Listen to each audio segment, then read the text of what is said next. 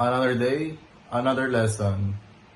And today we are going to talk about quiz number 6, which is the same circuit as quiz number 5, but when the system is closed, the red light will be lightened. But when it is energized, the green light will work and the cylinder will extract.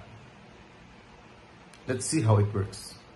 Here is the circuit of quiz number 6. Now, let's see how it works. The red light will work if it is not energized, but if it is energized, the green light will work and the cylinder will extract. Now that we have finished our quizzes, let's see you on the finals.